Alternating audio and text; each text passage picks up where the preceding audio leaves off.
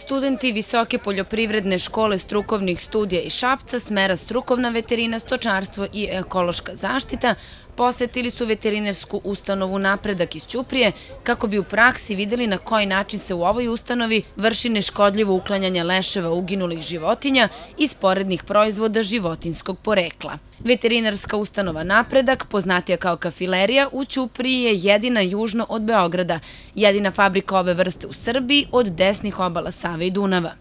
Nedavno sam obavio razgovore sa dekanom veterinarske medicine iz Beograda i oni su izrazili veliku želju da ovde pravimo salu za obdukciju leševa uginulih životinja od stočnih zaraznih bolesti i naravno da i studenti veterinarske medicine u budućnosti vežbe iz patologije, iz stočnih zaraznih bolesti obavljaju ovde kod nas.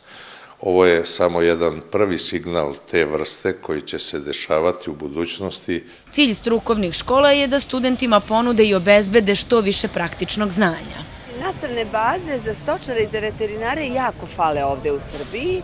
To je ranije nekako bilo i mogli su đaci da vide razne bolesti životinja i uopšte kako je to išlo i lečenje i sve to manje, zapravo kako su te veterinarske, odnosno zadruge uništene, tako da je to sve manje i mi inače imamo ideju da se ovde napravi nastavna baza. U našem kraju, pa ovde ni u Srbiji ne možemo da vidimo ovako jedno postrojenje, ovako jednu fabriku, tako da smo mi danas došli praktično u nastavne svrhe. Verujte da sve što se vidi ovako uživo i što se vidi baš sam taj proces proizvodnje mnogo im više ostaje u glavi naravno nego što pročitaju knjigama.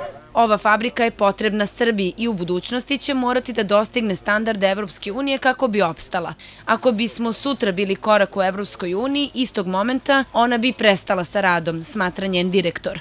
Od ponovnog otvaranja fabrike u martu ove godine do sada je započeto čišćenje kruga fabrike od istorijskog otpada, a radi se i na unapređenju tehnološkog procesa.